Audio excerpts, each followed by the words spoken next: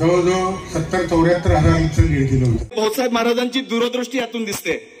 सातारा आणि जावली आणि संपूर्ण सातारा जिल्ह्यामधील शेतकऱ्यांच्या खात्यामध्ये डायरेक्ट इनडायरेक्ट फार मोठ्या प्रमाणामध्ये अर्थक्रांती झालेली आहे, परंतु डायरेक्ट साधारण आज युती आपल्या महायुतीचा महामेळावा आज या ठिकाणी इथं पार पडतोय. मी सकाळी पण कराडमध्ये थोडंफार माझं मनोगत व्यक्त केलं आणि आज पण आपल्या सर्वांच्या पुढं काही गोष्टी काही मुद्दे जे आपल्या सर्वांच्या विचारांमध्ये राहिले पाहिजेत एवढेच आपल्या पुढं मांडणार आहे. जास्त वेळ आपला घेणार नाही, कारण इथून पुढं आपल्याला बाकीचा कार्यक्रम उरकून परत आपापल्या घरी आपापल्या गावी सगळ्यांना जायचं आहे.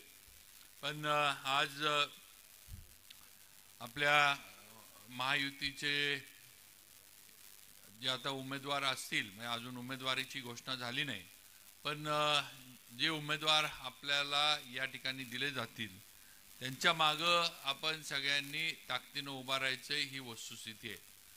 आज देशाला, जगाला आणि सगळ्यांनाच तुमचं आमचं सगळ्यांचं स्वप्न आहे की परत एकदा देशाचे पंतप्रधान नरेंद्रजी मोदी हे सत्तेमध्ये आले पाहिजेत आणि जी घोषणा त्यांनी दिली आहे आपकी बार 400 पार, तर या 400च्या आकड्यामध्ये सातारा लोकसभेचा आपला खासदार हा भारतीय जनता पार्टीचा नरेंद्र मोदींच्या बरोबर तिथं त्यांच्या बाजूनं हात वर करायला ज्या ज्या वेळेला लागल त्या वेळेला आपला खासदार तिथं बसलेला असला पाहिजे. हे स्वप्न, ही जिद्द, हा निर्धार आपल्याला सगळ्यांना आज या ठिकाणी करायचं आहे. आज मोदीजींच्या नेतृत्वाबद्दल मी आपल्याला सांगत बसणं हे म्हणजे फार म्हणजे सूर्याकडं हे केल्यासारखं आहे. आज मोदीजींचं नेतृत्व हे जगभरामध्ये मान्य झालंय. टीका टिप्पणी इथं इलेक्शनच्या माध्यमातून होत राहील, विरोधक करत राहणार, ते त्यांचं कामच आहे, त्यात काही नवीन नाही. पण जगामध्ये पंतप्रधान नरेंद्रजी मोदी यांचं नेतृत्व मान्य झालंय. जगामध्ये पंतप्रधानांची गरज ही जशी भारताला आहे, भारतीयांना आहे, तशी नरेंद्रजी मोदींच्या नेतृत्वाची गरज जगाला सुद्धा आहे. हे सुद्धा आपण लक्षात ठेवलं पाहिजे. आणि म्हणून आपल्या सर्वांचं एक जबाबदारी आहे की सगळ्यांनी, ही लोकसभेची निवडणूक आहे, ही काय आपली स्थानिक, आपली इथली काय म्हणायचं, आपली लोकल म्हणा किंवा आपल्या ज्या स्थानिक पातळीवरचे विषय आहेत त्याची ही निवडणूक नाही, ही लोकसभेची निवडणूक आहे. या निवडणुकीनंतर देशाचं भवितव्य हे या निवडणुकीच्या माध्यमातून ठरवलं जाणार आहे. आज पंतप्रधान मोदीजींनी ज्या ज्या योजना राबवल्या त्याचा उल्लेख आता महेशदादांनी केला.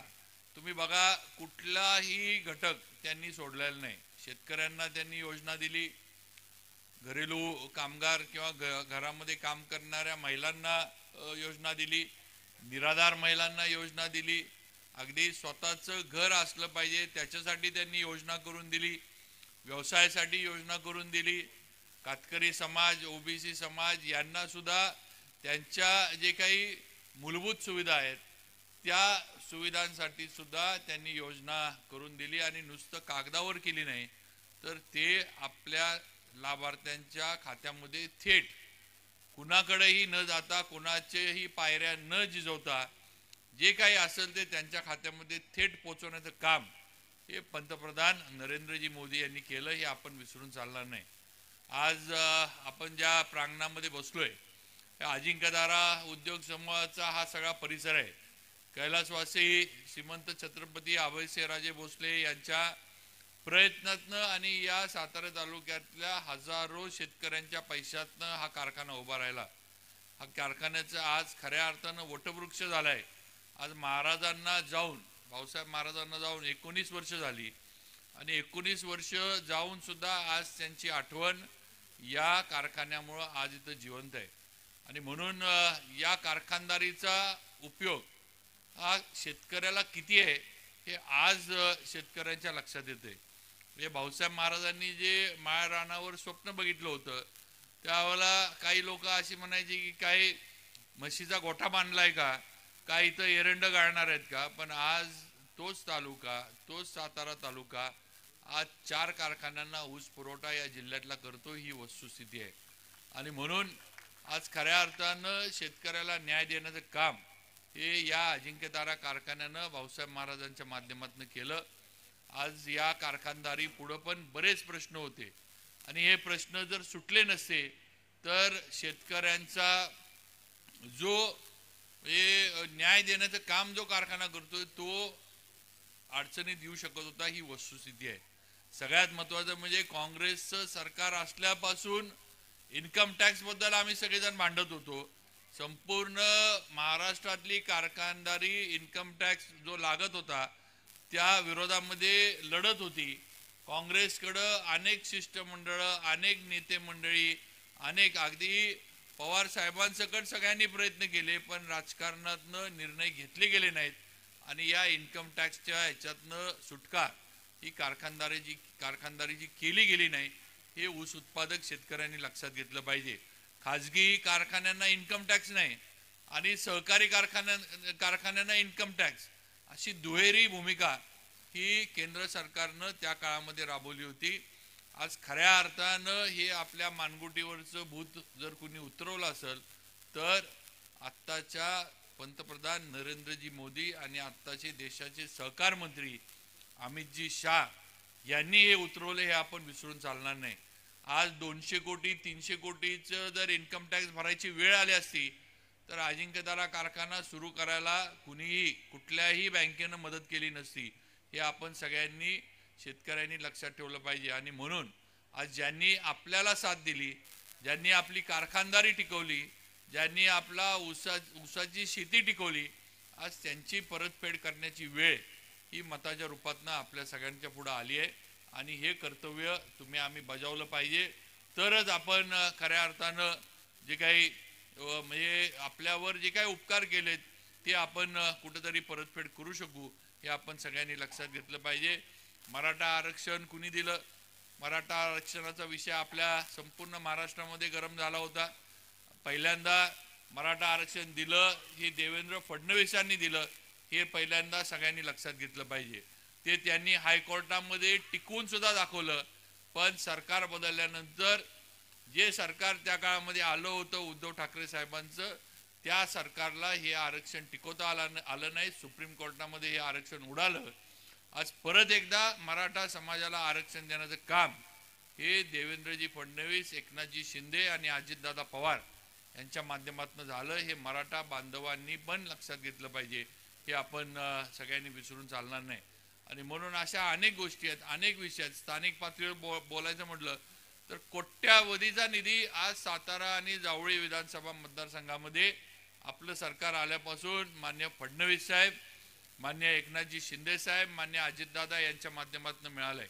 नुसतं एकाच ह्याच्यासाठी नाही, म्हणजे नुसतंच रस्ते नाहीत तर रस्ते असतील, सिंचन असेल, पिण्याच्या पाण्याच्या योजना असतील, त्याचबरोबर पर्यटनाचा आपल्या इथं होणारा सगळा विकास असेल, अशा अनेक विषयांना आपल्याला न्याय देण्याचं काम, सातारा शहराचं पण रूप बदलण्याचं काम हे फडणवीस साहेबांच्या नेतृत्वामुळे आपण करू शकलोय.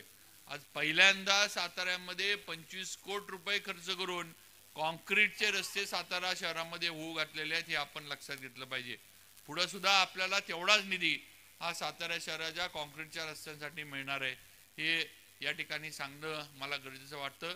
त्यामुळे ज्यांनी आपल्यावर एवढा विश्वास दाखवला, ज्या पक्षानं आपल्याला एवढी ताकद दाखवली, ज्या शासनकर्त्यांनी आपल्याला एवढी साथ दिली, त्यांच्या मागं आता आपण उभं राहण्याची गरज झाली आहे किंवा काळाची गरज आहे. आपल्या तालुक्याचं, आपल्या शहराचं, आपल्या संपूर्ण जिल्ह्याचं जर चांगलं भलं करायचं असेल तर भारतीय जनता पार्टी महायुतीशिवाय आम्हाला पर्याय नाही, हे सगळ्यांनी लक्षात घेतलं पाहिजे. कोण काय सांगल, कोण काय सांगल, कोण सहानुभूतीचं सांगल वगैरे, यानं विकास होणार नाही आहे. हे असलं सांगून नुसती मतं मिळवण्याचा प्रयत्न होईल. पण विकास हा खऱ्या अर्थानं योग्य धोरणं राबवली, योग्य दृष्टिकोन असला तर अशाच नेतृत्वाच्या माध्यमातून होणार आहे, हे आपण सगळ्या बंधू भगिनींनी लक्षात ठेवावं. आज भाऊ बोलले, आपले मुने साहेब बोलले. मी अध्यक्षांना त्यांना एवढंच सांगू इच्छितो की मी पक्षनिष्ठा आणि पक्षाची धोरणं मानून काम करणारा एक लोकप्रतिनिधी आहे, हे सगळ्यांनी लक्षात ठेवावं. यापूर्वी सुद्धा भाऊसाहेब महाराज ज्यावेळेला काँग्रेसचे आमदार होते, आपल्याला सगळ्यांना इतिहास माहीत आहे की प्रतापराव भोसले उभे असताना दादाराजे खर्डेकर हे उभे होते. माझे सख्खे मामा असताना पण भाऊसाहेब महाराजांनी 3 वेळा त्यांच्या विरोधामध्ये सातारा तालुक्यातून प्रतापराव भोसलेंना काँग्रेसच्या उमेदवारांना लीड मिळवून दिलं. 3 वेळेला दादाराजांना पराभव पत्करावा लागला, ही वस्तुस्थिती आहे. त्यामुळे पक्ष जो ताकद देतो, आमचं नेतृत्व जे आहे देवेंद्रजी फडणवीसांनी, त्यांनी ज्या सूचना दिल्या, त्यांनी एकदा आदेश दिला तर त्याच्यापासून मी आणि माझा कार्यकर्ता कुठेही जाणार नाही, हे अगदी ठामपणे या ठिकाणी सांगू इच्छितो. मोने साहेब, मागं संघर्ष झाला असेल मान्य आहे, पण मी आपल्याला एवढं सांगतो की संघर्षाच्या काळात तुमच्या मागं, तुमच्या पाठीशी सगळ्यांच्याच मी खंबीरपणे उभा होतो. मी माझ्या कार्यकर्त्यांची, माझ्या सहकाऱ्यांची पाठ तेव्हा पण सोडली नाही, आज पण सोडली नाही आणि उद्या पण सोडणार नाही. त्यामुळे नक्कीच आपण सातारा शहराचा, तालुक्याचा, जिल्ह्याचा विकास साधण्यासाठी सगळेजण एकत्र येऊ, तो प्रयत्न नक्की करू. आज MIDCचा विषय तुम्ही मांडला. आज MIDC वाढवण्याचे प्रयत्न चालू आहेत, जमीन अक्वायर करण्याचे प्रयत्न चालू आहेत. काही प्रमाणामध्ये शेतकऱ्यांचा विरोध आहे, त्यामुळे त्यांना विचारात घेऊन आपल्याला हे सगळं करायला लागणार आहे. पण MIDC वाढीसाठी आम्ही सगळेजण प्रयत्न करतोय. महेश दादांनी त्याच्यामध्ये लक्ष घातलंय, दादांनी थोडं आपल्याला सहकार्य केलं की 100% सातारची MIDC होण्यामध्ये कुठलीही अडचण येणार नाही. पण सगळ्यांना विश्वासात घेऊन हा MIDCचा जो प्रकल्प आहे तो आपण नक्कीच नवीन जी वाढीव म्हणतोय ती आपण उभी करू आणि चांगल्या पद्धतीनं इथं जे काही नोकऱ्या आहेत त्या कशा मिळतील हा प्रयत्न आपण मोनेसाहेब नक्की करू. आज सगळ्यांना एकच सांगतो की कुठेही आम्ही स्वार्थासाठी आणि कुठल्याही वैयक्तिक याच्यासाठी मंत्रीपद वगैरे तुम्ही सगळे बोलला हे ठीक आहे, पण मला एवढं सांगायचं आहे की ज्याच्या नशिबात जे असते त्याच्या नशिबातनं ते कुणी काढून घेऊ शकत नाही. नशिबात ज्या वेळेला असेल आणि ज्या वेळेला योग्य वेळ असेल त्यावेळेला मला जे मिळायचं ते मिळणारच आहे. पण नशिबात नसलं आणि वेळ नसली तर तुम्ही आम्ही बोलून काय उपयोग होत नाही, हे लक्षात ठेवलं पाहिजे. त्यामुळं नक्कीच तुमच्या भावना ज्या आहेत त्या अतिशय चांगल्या आहेत. सुनील तात्या बोलले मंत्रीपद मिळालं पाहिजे, या सगळ्या भावना अतिशय चांगल्या आहेत. पण योग्य वेळ असेल आणि ज्या वेळेला मला माझ्या नशिबात ते असेल त्यावेळेला नक्कीच मला माझं जे काही कार्य करायचं, काम करायचं ते मला त्याची संधी मिळेल. पण स्वार्थ ठेवून कुठेही आम्ही इथं काम करत नाही. आम्ही सर्वजण जे आहे ते भारतीय जनता पार्टीचे कार्यकर्ते, पदाधिकारी म्हणून काम करतोय. आज आम्हाला मोदीजींना यशस्वी करायचे. आज आमच्या सगळ्यांच्या पुढची भारतीय जनता पार्टीच्या कार्यकर्त्याची किंवा आपल्या सगळ्यांच्या पुढची पहिली भूमिका किंवा पहिलं काम आहे की देशाचं पंतप्रधान मोदीजी झाले पाहिजेत आणि 400चा आकडा जो त्यांनी दिलाय तो आकडा त्यांनी पूर्णत्वाला नेला पाहिजे आणि त्या 400 मध्ये आपला खासदार हा तिथं बसला पाहिजे. हे आपण सगळ्यांनी आधी काम करायचं. पुढं मंत्रीपद वगैरे ह्या गोष्टी नंतरच्या, ज्या वेळेला पुढं ज्या वेळेला इलेक्शन होतील, पक्षश्रेष्ठी ज्या वेळेला निर्णय घेतील त्यावेळेला पुढचे विषय पुढं. त्यामुळे आज कुठल्याही मनामध्ये शंका ठेवू नका. कुठेही तुम्हाला पुढच्या याच्यात सुद्धा स्थानिक पातळीवर कुठल्याही याच्यामध्ये आम्ही कुणी म्हणजे भारतीय जनता पार्टीमध्ये काम करताना कुठेही तुम्हाला अडचण होऊन देणार नाही. आज फडणवीस साहेबांपर्यंत आपण जे मुद्दे माझ्या इथं मांडले किंवा आज सभेमध्ये काही गोष्टी मोने साहेब वगैरे बोलले, तर हे विषय अध्यक्ष मी आपल्याला अगदी प्रामाणिकपणे सांगतो की तुमच्या ज्या भावना होत्या त्या या आधी सुद्धा मी फडणवीस साहेब वगैरे आपल्या पक्षश्रेष्ठींपर्यंत पोहोचवल्यात आणि त्यांनी शब्द दिलाय की पूर्ण ताकदीनं मी सगळ्यांबरोबर उभा राहीन. त्यामुळं आपल्याला कुठेही कमतरता कुठल्याही गोष्टीची कधी पडणार नाही आणि नक्कीच भारतीय जनता पार्टीच्या माध्यमातून एक विचारानं आपण काम करू. या लोकसभा मतदारसंघातलं महायुतीचा आपल्याला जो उमेदवार दिला जाईल, आता मगाशी तात्यांनी सांगितलं की बाबांनी घोषित करून टाकलं, पण मी एवढंच म्हटलं की आज भारतीय जनता पार्टीकडनं इच्छुक दुसरं कोणच नाही आहे, फक्त एकच नाव आहे उदयनराजेंचं. त्यामुळे आता त्याच्यामध्ये लपवण्याचं आणि हे करण्याचं काम नाही. आता काय असेल ते सगळ्यांचंच एक घाई आहे की आता नाव पक्षाकडनं लवकरात लवकर जे काय त्रुटी नाही म्हणू शकत आपण, पण जे काय सोपस्कार आहेत ते पूर्ण करावेत आणि लवकरात लवकर उमेदवाराचं नाव अधिकृतरित्या पक्षश्रेष्ठींनी घोषित करावं. नाही तर इथं उद्या बातमी याची बाबांनी नाव घोषित केलं, परत माझ्या विधानसभेला माझं नाव परत मागं राहायचं असलं व्हायला नको. त्यामुळे मी काय घोषित केलं नाही. मी फक्त म्हणलं की इच्छुक उदयनराजेंशिवाय भारतीय जनता पार्टीमध्ये दुसरं कुणी उमेदवारी अशी मागितलेली नाही. त्यामुळे लवकरात लवकर निर्णय. आज जी चर्चा आता आपण रोज चर्चा वर्तमानपत्रात वाचतोय, सगळं वाचतोय, सगळे न्यूज बघतोय, सोशल मीडिया बघतोय. त्यामुळं सातारची लोकसभेची लढाई काय होणार आहे हे थोडंफार आपल्याला लक्षात आलेलं आहे. त्यामुळे आता काय म्हणायचं, टाकाला जायचं आणि गाडगं लपवायचं ह्याच्यात काय आता हे नाही. त्यामुळं पण म्हणजे असं हे नाही की मी जाहीर करून बसलोय. नाहीतर वर फडणवीस साहेब म्हणतील हे जरा बाबा जरा फारच पुढे जायला लागलेत, ॲडव्हान्स दिसतात. उद्या काय तर माझ्यावर परत निवडणुकीच्या ह्याच्यात माझ्यावर म्हणजे ते नाहीत करणार काय मला माहिती आहे. पण उगाच ते पक्षश्रेष्ठींच्या पुढं कधी जायचं नसतं हे आपण लक्षात ठेवा. त्यामुळे नक्कीच योग्य वेळेला किंवा आता उमेदवारी जाहीर करण्याचा जो काही हे आहे त्याच्यामध्ये उमेदवारी लवकर जाहीर व्हावी. आणि नक्कीच आपल्याला ताकदीनं आपले जे महायुतीचे उमेदवार असतील, आज शंभूराजे आहेत, मी त्यांना राजांना एवढंच म्हणले की राजे तुम्ही पालकमंत्री आहात, तुमच्या नेतृत्वाखाली आम्ही ही निवडणूक लढवणार आहे. तुम्ही या आता जिल्ह्याचे प्रमुख आहात. उद्या या जिल्ह्याचा खासदार महायुतीचा निवडून आल्यानंतर म्हणजे शंभूराजेंच्या नेतृत्वाखाली गेलेली जागा ही आपण मिळवली हे देशभरामध्ये होईल. नुसतं आपल्या इथं नाही तर देशात हे होईल की शंभूराजे पालकमंत्री असताना महायुतीच्या उमेदवारानं इथं विजय मिळवला आणि एक सक्षम पालकमंत्री म्हणून त्यांच्या माध्यमातून काम झालं. म्हटलं पाटण आणि कराड यांनी फक्त तुमच्या जे काही आहे तिथं ताकद लावा, आम्ही आमच्या इकडं ताकद लावतोच, आम्ही काय इथं ताकद द्यायचं कमी पडणार नाही. मागं पण आम्ही सातारनं आणि जावळीनं लीड दिलंच होतं.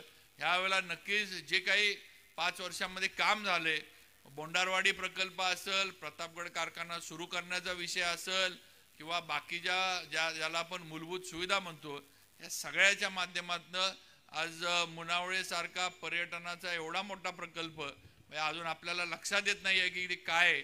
ज्यावेळेला तुम्ही आत्ता बघायला जाल ही पहिली पायरी आहे, पहिली स्टेप आहे, नुसती सुरू व्हायची पहिली फेज आहे. अजून याच्यामध्ये वर्षभरामध्ये बऱ्याच गोष्टी नवीन होणार आहेत. म्हणजे कोट्यावधीची उलाढाल त्या मुनावळेच्या आणि बामणोलीच्या परिसरामध्ये आणि तापळीच्या परिसरामध्ये तिथं येणार आहे ही वस्तुस्थिती आहे. आज ज्यावेळेला आम्ही उद्घाटन केलं त्यावेळेला मुख्यमंत्र्यांनी MTDCला आणि कलेक्टरांना ही पण सूचना दिली आहे की मागं जी विमानसेवा पाण्यावरची ट्रायल घेतली होती त्या विमानसेवेची परत ट्रायल घ्या की मुंबईवरून पर्यटक त्या ज्याला आपण ॲम्फिबियस विमान म्हणतो त्या विमानातनं पर्यटक कोयनेच्या जलाशयामध्ये उतरले पाहिजेत आणि तिथं पर्यटनाचा आणि सगळा जो काही आहे त्याचा त्यांनी आनंद लुटला पाहिजे. अशा पद्धतीच्या सूचना मुख्यमंत्र्यांनी दिल्यात. त्यामुळे उद्या हे पण होणार आहे, हे काय अशक्य नाही आहे.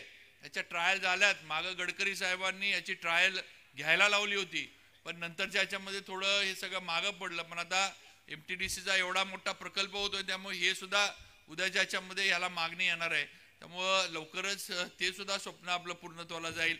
बोंडारवाडीचा प्रकल्प ज्याचा उल्लेख शंभूराजांनी केला, जावळी तालुक्याला खऱ्या अर्थानं न्याय मिळवून देण्यासाठी बोंडारवाडीचा प्रकल्प जो आहे हा आता अतिशय अंतिम टप्प्यामध्ये आलेला आहे आणि नक्कीच लवकरात आता थोडा आचारसंहितेमुळे काही गोष्टी थांबतील पण लवकरात लवकर एकदा आचारसंहिता संपली की त्याला मूर्त स्वरूप बोंडारवाडीच्या प्रकल्पाला सुद्धा मिळेल आणि जावळी तालुक्यातल्या 54 गावांना शेतीला आणि पिण्याच्या पाण्याला खऱ्या अर्थानं न्याय देण्याचं काम हे मान्य फडणवीस साहेबांच्या माध्यमातून केलं जाईल. आज उरमोडीचा एवढा जलाशय झाला. आज सातारा तालुक्यातल्या कॅनॉलचं काही दिवसापूर्वी टेस्टिंग सुद्धा झालं. म्हणजे पाणी खोडद बंधाऱ्यापर्यंत या कॅनॉलमधनं पंपिंग करून पोचलं सुद्धा. पण आचारसंहितेमुळे आपल्याला काही त्याच्यामध्ये कार्यक्रम घेता आले नाहीत. पण जी काही प्रक्रिया आहे ती सगळी प्रक्रिया चालू आहे आणि म्हणून माझी आपल्याला विनंती आहे की सर्वांगीण विकास या सातारा जावळी आणि सातारा जिल्ह्याचा करण्याचा प्रयत्न महायुतीच्या नेतृत्वानं केलाय. शिंदे साहेबांनी केलाय, देवेंद्रजींनी केलाय, अजितदादांनी केलाय. आज केंद्रातनं एवढं कोट्यावधीचा निधी या हायवेला आपल्याला आलाय.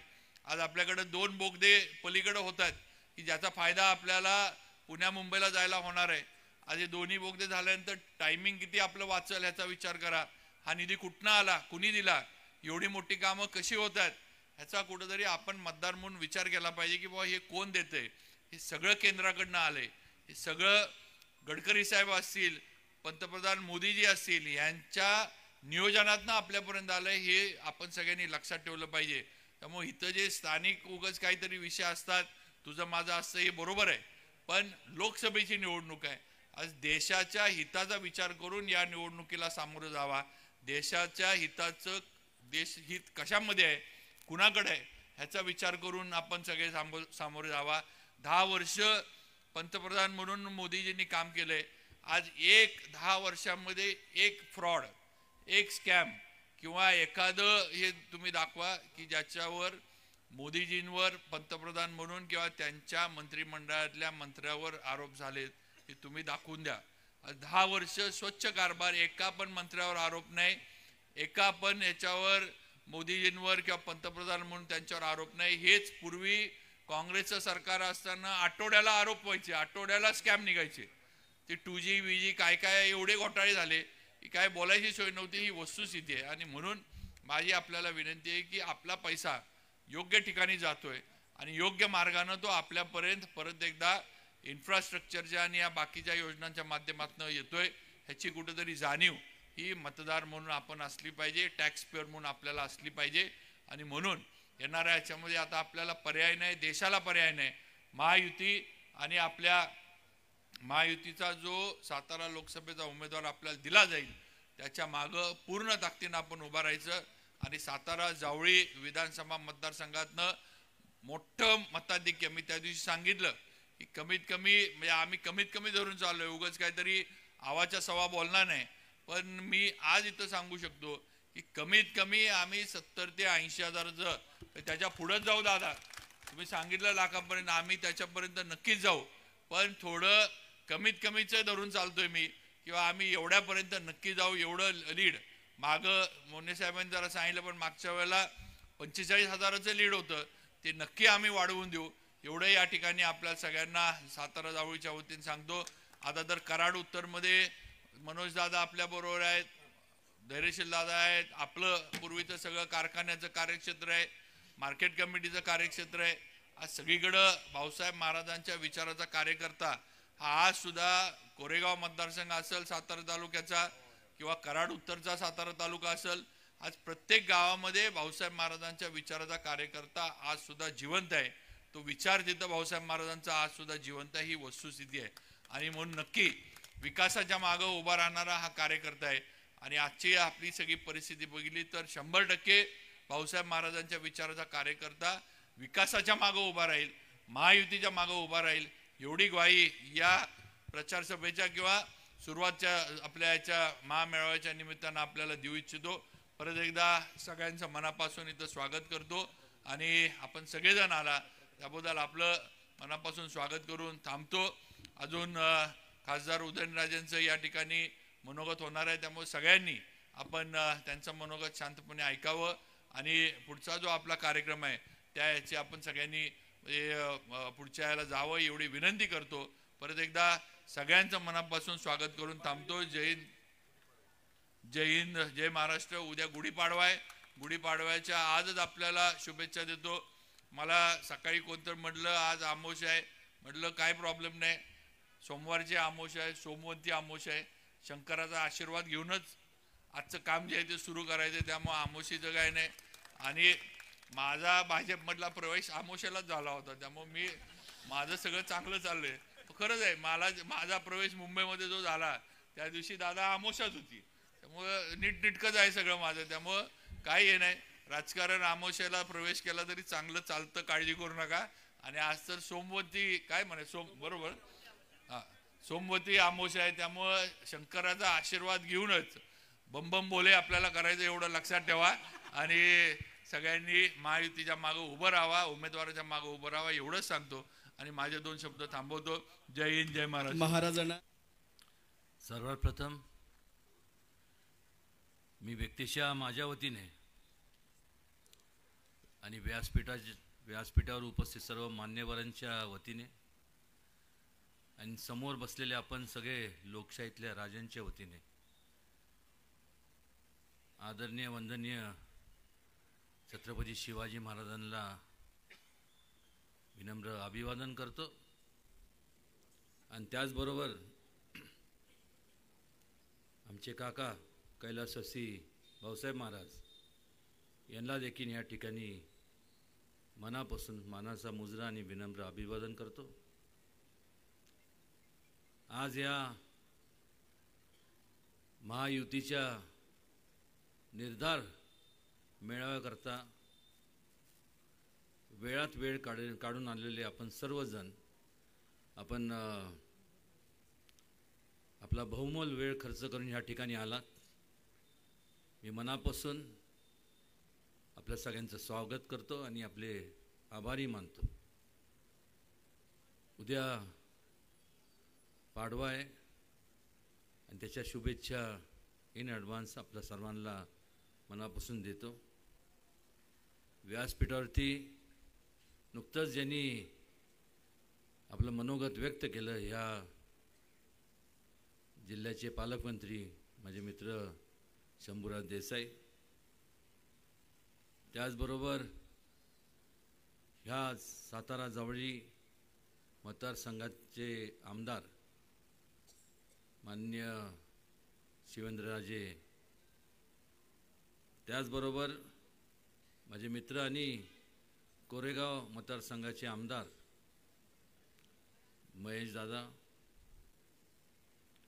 त्याचबरोबर संपूर्ण उत्तर कराडमधलं संपूर्ण लोकांची सेवेत कार्यरत असणारे धैर्यशील दादा असतील, मनोज दादा असतील आणि रामकृष्ण वेताळ असतील, त्याचबरोबर या ठिकाणी अनेक वर्षापासून मला अजूनही ते कोडं सुटलं नाही, कारण मी जेव्हा माझं कॉलेजचं जीवन संपून प्रथम सातारला आलो तेव्हापासून मला वाटते गेले 5-6 वर्षापूर्वीपर्यंत वडीलधारी आणि एक ज्येष्ठ भाऊ म्हणून ज्याला आम्ही मानतो असे आनंदराव नाना, आणि कोडं एवढंच होतं की प्रत्येक वेळेस त्यांचा उल्लेख युवा नेता म्हणून केला जात होता आणि त्यावेळेस युवक काँग्रेसचे ते अध्यक्ष होते। त्याचबरोबर या ठिकाणी उपस्थित असलेले माझे मित्र वसंतराव भाऊ, एकनाथराव उमळे, आनंदराव पाटील, सुनील खत्री, ज्ञानदेव रांजणे, मधुकर यादव, सौरभ शिंदे, रवी पवार, रवी साळुंके, सुनील तात्या काटकर, चित्रलेखा ताईसाहेब, मंगेश कदम, त्याचबरोबर सुवर्णताई पाटील, माधवी कदम, शारदाताई जाधव, रंजना रावत, अविनाश कदम, राजू भोसले, लालासाहेब ज्यांनी अनेक वर्षापासून काकांबरोबर काम केलं असे ज्येष्ठ लालासाहेब पवार अण्णा, यसू नाना, सर्जना नाना, माझे मित्र नामदेव सावंत, त्याचबरोबर गीतांजली ताई कदम आणि या व्यासपीठावरती उपस्थित सर्व संपूर्ण सातारा जावळी आणि कोरेगाव मतदारसंघातले वेगवेगळ्या स्थानिक स्वराज्य संस्थेचे आजी माजी सर्व पदाधिकारी, उपस्थित सर्व ग्रामपंचायत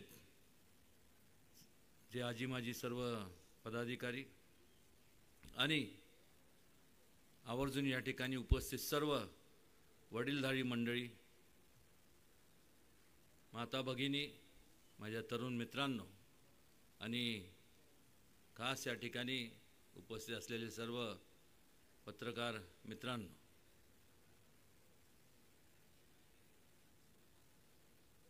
मी बारकाईने सगळ्यांचं जेव्हा मनोगत प्रत्येकजण, खास करून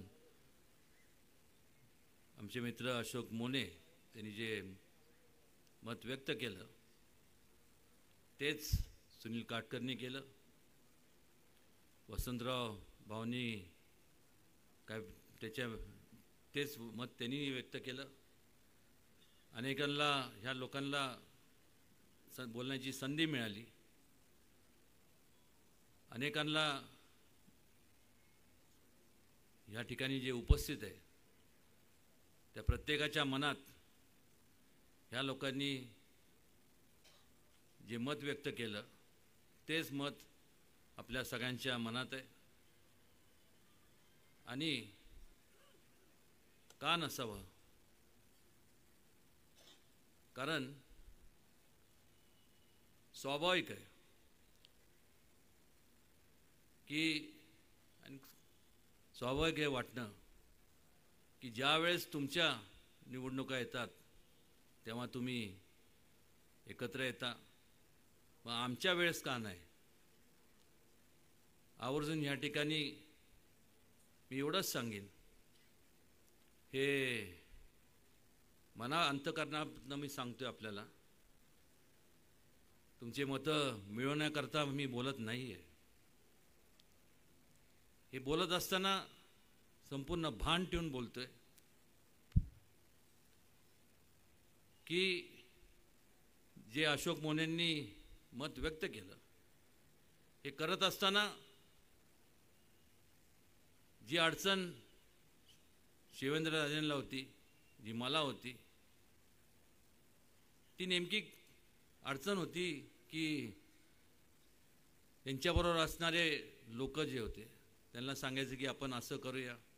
त्या लोकांनी मला सांगायचे आणि त्यामुळं असं आमच्या दोघांमधील मतभेद असण्याचं काही कारण नाही. पण कार्यकर्ते जपत असताना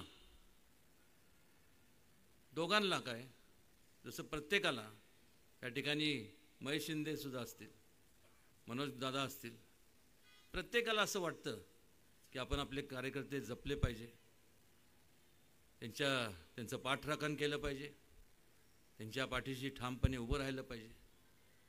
त्यामुळं मी आपल्या सगळ्यांना पहिली हात जोडून विनंती करणार आहे की हे संपूर्ण मनोमिलन हे कायमस्वरूपी आपल्याला ठेवायचं आहे. त्यात सगळ्यात जास्त मोठा सिंहाचा वाटा हा तुमच्या लोकांचा असणार आहे. कारण वैयक्तिक हेवे दावे हे आता थोडेसे बाजूला ठेवूया आपण सगळे. आणि कुठंतरी मगाशी मी भाषणाच्या सुरुवातीला सांगितलं की आपण एक निर्धार करणं गरजेचं आहे. हा निर्धार मिळावा का म्हणतोय की नेमकं आपल्याला निर्धार काय करायचा आहे, कशासाठी करायचं आणि कोणासाठी करायचं आहे, आणि केलं तर काय होणार, नाही केलं तर काय होणार. निर्धार एवढ्यासाठीच करायचं आहे की उदयनराजेंना निवडून आणा हा फार संकोचित विचार झाला, किंवा आमदारकीला शिवेंद्रराजेंना निवडून आणा किंवा मनोज दादांना निवडून आणा, महेश दादांना निवडून आणा, हे फार संकोचित विचार झाले. निर्धार आपल्याला ह्याकरता करायचं आहे की आपल्याला ह्या जिल्ह्याला गत वैभव प्राप्त करून देण्याकरता आपल्याला एकत्र येणं शिवाय पर्याय नाही. आणि एकत्र आल्यानंतर विकास हा अट्टळ असतो. वाटेल त्या परिस्थितीमध्ये एकीमध्ये जी ताकद असते ती दुफळीमध्ये नसते. आणि त्यामुळं केवळ हे जे मनोमिलन आहे किंवा एकत्र जे आलो आहे हे फक्त खासदारकी आमदारकीपुरतं नाही आहे. भविष्य काळातल्या जेवढ्या स्थानिक स्वराज्य संस्था असतील ह्या सगळ्यांना ते लागू होणार आहे, हे आवर्जून या ठिकाणी मला नमूद करावं वाटतं. कोणाची काय म्हणतो?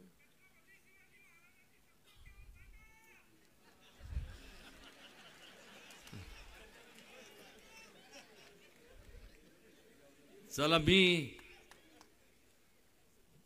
तुमचा म्हणजे खरंय काय चुकीचं बोललं, आणि त्यामुळं केवळ ते म्हणाले म्हणून नाही, पण या ठिकाणी मी आपल्या सगळ्यांना साक्षी ठेवून छत्रपती शिवाजी महाराजांची शपथ घेतो. जसं मी घेतो तसे तुम्ही सगळे घ्या की आपण एकत्र राहणं गरजेचं आहे, आणि मोठ्या प्रमाणावरती जो विकास मोठ्या प्रमाणावरती केंद्राच्या शासनाच्या माध्यमातून स्कीम्स आपण आणूया, मोठे उद्योगसाठी प्रयत्न करून ते सुद्धा आणले जातील. खास करून मगाशी महेश दादांशी मी बोलत असताना त्यांनी सांगितलं की मोठ्या प्रमाणावरती जे गावं जो भाग पाण्यापासून वंचित राहणार आहे त्यांच्याकरता पाण्याच्या योजनांसाठी आवर्जून केंद्रातनं कुठलाही भाग पाण्यापासून वंचित राहणार नाही एवढं आश्वासनसुद्धा मी आपल्या सगळ्यांना या ठिकाणी देतो. शिवेंद्रराजेंनी त्यांच्या भाषणातनं आणि त्याच्या अगोदर शंभूराज देसाईंनी सुद्धा त्यांच्या भाषणातनं, महेश शिंदेंनी त्यांच्या भाषणातनं उल्लेख केला. आणि खरं आहे, मला एक तुम्ही सांगा की अनेक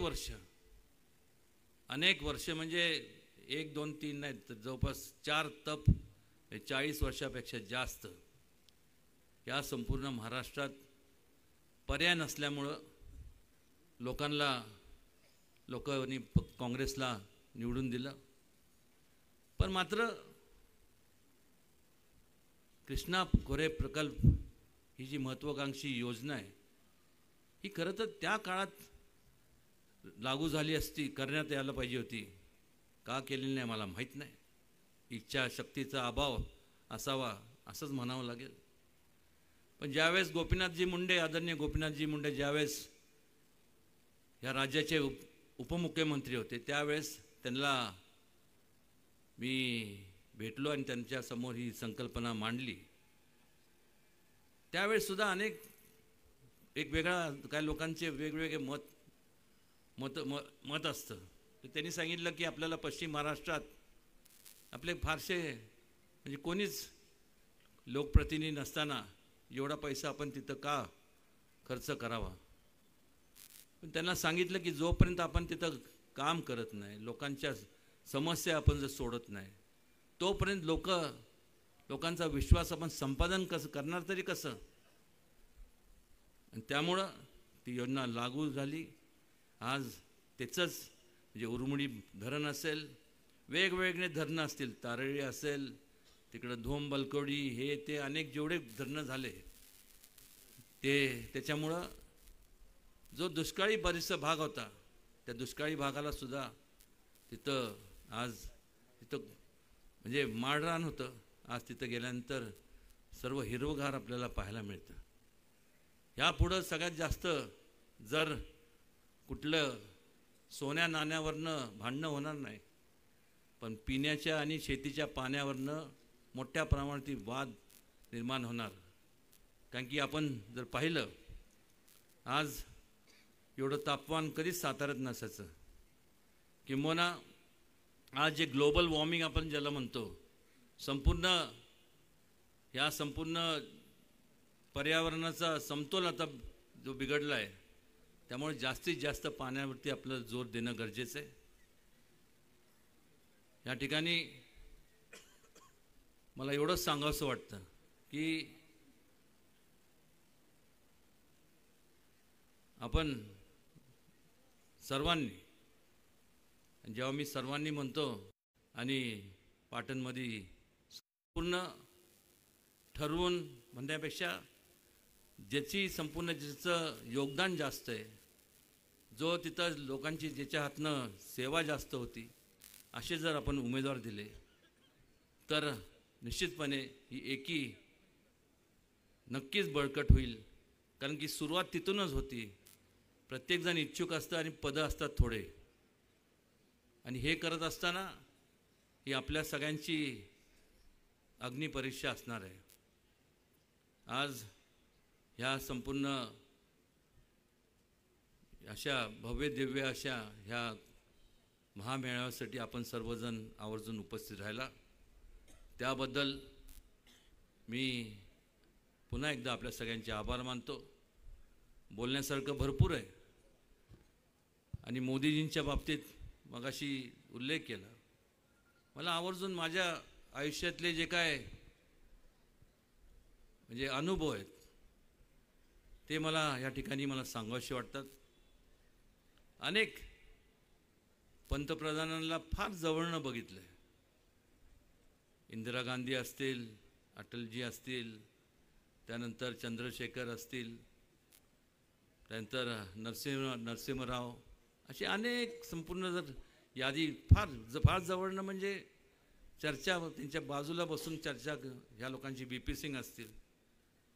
पण मात्र ज्या वेळेस आपण विचार करतो की त्या काळामध्ये हे जेव्हा सर्वजण पंतप्रधान होते त्यावेळेस फक्त घोषणा झाल्या, नारे असे असायचे, घोषणा अशा असायच्या की गरिबी हटाव. घोषणा देऊन गरिबी हटत नसते, त्यासाठी अंतःकरणातनं संपूर्ण इच्छा असणं गरजेचं आहे. आज मोदीजींच्या माध्यमातून मला एक तुम्ही सांगा की आज शेतकरी, महिला वर्ग, दुर्लक्षित वर्ग, त्यानंतर तुमचं तरुण वर्ग, वेगवेगळ्या क्षेत्रांमध्ये, मग टेक्नॉलॉजी असेल, इन्फ्रास्ट्रक्चर असेल, स्पोर्ट्स असेल, वेगवेगळ्या ह्याच्यात, मग सायन्स अँड टेक्नॉलॉजी असेल, एक प्रकारची एक आगळी वेगळी ओळख ह्या संपूर्ण जगात आज निर्माण झालेली आहे. पूर्वी आपण जेव्हा जर विचार केला तर आपल्याला नेहमीच वाटायचं असुरक्षितपणा जाणवायचा की चीनकडनं आपल्याला धोका आहे का इकडनं आहे. पण आज तसं राहिलेलं नाही. ती उणीव जी भरून काढली ती उणीव काय होती तर प्रत्येकाच्या मनामध्ये जो आत्मविश्वास होता तो निर्माण करण्याचं काम मोदीजींनी केलं, हे आवर्जून ह्या ठिकाणी मला नमूद करावंसं वाटतं. ठिकठिकाणी गेल्यानंतर ह्याच राज्यात नाही तर वेगवेगळ्या राज्यात जर आपण पाहिलं तर संपूर्ण देशभरात मोठ्या प्रमाणात ती कामं चालू झालेली आपल्याला पाहायला मिळतात. आणि सातारा, माझा अनुभव आपल्याला सांगतो. माझे अनेक खासदार मित्र आहेत, वेगवेगळ्या पक्षातले असतील, पण मात्र समजा आपण एखाद्या दुसऱ्या कुठल्या जिल्ह्याचं नाव घेतलं की तुम्ही कुठले खासदार, तर समजा मी सांगितलं हिंगोली किंवा बुलढाणा, तर ते विचारतात. स्वाभाविक आहे की दुसऱ्या राज्यातले असल्यामुळे ते विचारतात ते कुठल्या राज्यात, म्हणजे काय असं एक कुठल्या राज्यात आलं. पण आवर्जून या ठिकाणी मला सांगावं असं वाटतं की ज्यावेळेस सातारचं जेव्हा नाव घेतो की मी सातारचा खासदार आहे, त्यावेळेस सांगावं लागत नाही की सातारा कुठं आहे. त्यामुळंच ह्या सातारा जिल्ह्याने नेहमीच पहिल्यापासून केवळ महाराष्ट्राला नाही तर देशाला दिशा देण्याचं काम केलं. ह्या सातारा जिल्ह्यात अनेक चळवळी, महिलांच्या शिक्षणाची असेल, सत्यशोधक चळवळ असेल, स्वातंत्र्याची चळवळ असेल, अनेक चळवळी, क्रांतिसिंह नाना पाटलांची पत्री सरकार असेल, अनेक चळवळी ह्या संपूर्ण ह्या जिल्ह्यात जन्माला आल्या आणि त्याचं अनुकरण वेगवेगळ्या जिल्ह्यातल्या वेगवेगळ्या तालुक्यात लोकांनी केलं. फार बोलण्यासारखं आहे, फार आपला काय वेळ घेणार नाही, पण एवढंच सांगेन, कालही तुमचं होतं, आजही आहे आणि उद्या सुद्धा तुमचाच राहणार. आता मगाशी वसंतराव मानकुमरे म्हणाले की उदयनराजे काय म्हणाले मला तेच कळालं नाही. थांब 2 मिनिट थांब 2 मिनिट. तर वसंतराव भाऊ म्हणाले की उदयनराजे काय पप्पी का काय म्हणलं सर. तर एवढंच सांगतो, मनापासून बाय हार्ट प्रेम करतो. शक्य पांज्यातला तर मी नाहीच आहे, मुळीच नाही. आणि मगाशी शिवेंद्रराजे बोलले त्यांच्या भाषणात की मी कुठल्या पदासाठी हे करत नाही, ते नाही, हे नाही. आपण समजून घ्यायचं ना. काय समजून घ्यायचं? समजा आता मला मंत्री व्हायचं आहे, तर मीच सांगणार का मला मंत्री करा. तुम्ही काळजी करू नका, ती जबाबदारी माझी आहे शिवेंद्रांच्या बाबतीत. फक्त एवढंच एक खंत वाटतं, ते गाडीवरती लाल दिवा असताना बरं वाटायचं. ते लाल दिवा तर जरी नसला तर आपण बसूया एक, आणि निश्चितपणे त्यांना जिल्ह्यातली ताकद एवढी अशी आहे की हा संपूर्ण महायुतीचा जिल्हा म्हणूनच भविष्य काळात ओळखला जाणार. कारण की महाविकास आघाडीचा एकही आमदार भविष्य काळात इथं निवडून येणार नाही.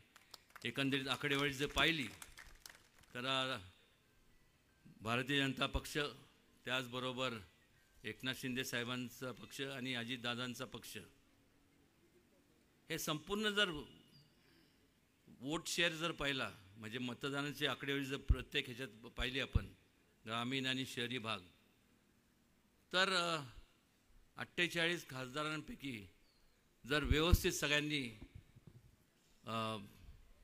मतदान केलं तर अतिशयोक्ती नाही, 40च्या पेक्षा किंबहुना 48च्या 48 निवडून का येऊ शकत नाही. पण प्रत्येक ठिकाणी तसं होणार नाही, कारण की आपापसातले हेवेदावे असतात. पद एक असतं, इच्छुक अनेक असतात, आणि ज्यांना मिळतं ते खुश असतात आणि ज्यांना मिळत नाही ते तितकंसं काम करत नाही. पण ह्या ठिकाणी मगाशी एक जणांनी मला सांगितलं की शंभूराज म्हणाले की हे दोघं ठरून आलेत. आम्ही काही ठरून आलेलं नाही आहे. जे ठरवायचं आमच्या दोघांबद्दल, महेश शिंदेंबद्दल, मनोज दादांबद्दल, त्यानंतर मकरंद आबांबद्दल, शंभूराज देसाईंबद्दल, अतुल बाबांबद्दल, ते आम्ही ठरवणार नाही आहे. ते ठरवणार तर तुम्ही जनते आहात, तुम्ही लोकशाहीतले राजे आहात. तुम्ही लोक ठरवणार की तुम्हाला लोकप्रतिनिधी कोण पाहिजे, कोण नको आहे. पण एक लक्षात घ्या, 5 वर्षाचा कालावधी हा थोडा छोटा कालावधी नसतो. आणि त्यामुळं 5 वर्ष आपण जर चूक केली तर 5 वर्ष फक्त आपल्याला एकच काम असतं राहील की पश्चाताप करण्यापलीकडे दुसऱ्या आपल्याकडं काय उरत नाही. आणि 5 वर्ष जर आपण योग्य उमेदवारांना, ह्या सर्वांना आपण निवडून देणारच आहात. त्यामुळं खात्रीशीर सांगतो की भविष्य काळात मोठ्या प्रमाणावरती प्रकल्प या ठिकाणी आम्ही सगळे मिळून आणू. आणि फार बोलण्यापेक्षा एवढंच सांगेन की मगाशी महेश शिंदे म्हणाले, मी उगीचंच नाव ठेवण्याकरता मी बोलत नसतो, लक्षात घ्या. पण ह्या अगोदर जे कृष्णा खोऱ्याचे उपाध्यक्ष होते, कदाचित उद्या ते महाविकास आघाडीचे उमेदवार देखील असणार. पण जे खरं आहे ते खरं आहे, जे खोटं आहे ते खोटं आहे. एखादी गोष्ट मी सांगितलं की बाबा हे मी जे कपडे घातलेत हे पिवळ्या रंगाचे आहेत, नाही, हे पांढरेच आहेत. आणि त्यामुळं ज्या घडलेल्या गोष्टी आहेत, आपण जर त्या डिपार्टमेंटचं संपूर्ण जाऊन RTIच्या अंतर्गत जर कागदपत्र जरी आपण मागवली तर तुम्हाला पाहायला मिळेल की संपूर्ण ह्या जिल्ह्यातलं पाणी, म्हणजे ह्या जिल्ह्यातलं पाणी कसं दुसऱ्या जिल्ह्यात नेण्यात आलं. आमचा कोणाचा दुसऱ्या जिल्ह्यात नेण्याचं, पाणी द्यायचं काय कोणाची हे नाही आहे, म्हणजे नकार नाही आहे. पण ह्या जिल्ह्यातल्या लोकांना ज्यांच्या जमिनी गेल्या, ज्या हे धरणाच्या पायात धरण विस्थापित झाले, त्या लोकांचं मोठं योगदान आहे. त्यांचं योगदान नसतं तर आज ही धरणं झाली नसती. आणि त्यामुळं त्यांना पहिलं त्यांचा आपण विचार करायला पाहिजे. आणि त्यानंतर संपूर्ण पश्चिम महाराष्ट्र काय वेगवेगळ्या ठिकाणी नदी जोड प्रकल्पाच्या माध्यमातून असेल, कुठेही एक व्यवस्थित नियोजनबद्ध कार्यक्रम आखून प्रत्येकाला पाणी मिळालं पाहिजे. हे त्याच्या मागची महेश शिंदेंची बोलण्यामागची भावना होती. आणि त्याच्याशी आपण सगळे, म्हणजे मी तर सहमत आहे, आपण पण सगळे सहमतच आहात. त्यामुळं भविष्यकाळात एवढंच सांगेन की जे म्हणून एक नियोजन आपण सगळे बसून करू. केंद्राच्या माध्यमातून जे वेगवेगळ्या मतदारसंघात कुठून फंड जाण्याचे आपण मला सांगा. राज्यात तर तुम्ही सर्वजण आहातच. आणि मगाशी आणि तुम्ही जर पाहिलं तर एकनाथ शिंदे साहेबांचं बाबतीत बोलायचं झालं, मगाशी शंभूराज म्हणाले की म्हणजे माझा वाढदिवस होता, मी त्यांना सांगितलं आपण येत आहे, तर ते म्हणले नक्की येणार. माझा त्यांच्याशी बोलणं किती वाजता झालं तर पहाटे 2:15 वाजता. कारण की दिवसभर लोक भरपूर होते आणि त्यांचा स्वतः मला फोन आला. ते म्हणले सॉरी, म्हणलं आपलं फोन घेता आलं नाही. त्यामुळं अशी तळमळ असणारी ही सर्व जे लोक आता महायुतीला लाभलेत, ज्येष्ठ नेते आहेत सर्वजण, देवेंद्रजी असतील, अजितदादा असतील, त्यानंतर एकनाथ शिंदेसाहेब असतील, आणि त्यांच्या बरोबरीला खांद्याला खांदा लावून काम करणारे हे सर्व महायुतीचे सर्व आमदार आहेत. या सर्वांना आपण मोठ्या प्रमाणावरती आशीर्वाद द्यावा एवढीच इच्छा या ठिकाणी व्यक्त करतो. आणि पुन्हा एकदा आपल्या सगळ्यांचे मनपूर्वक आल्याबद्दल आभार मानतो आणि थांबतो. जय हिंद, जय महाराष्ट्र.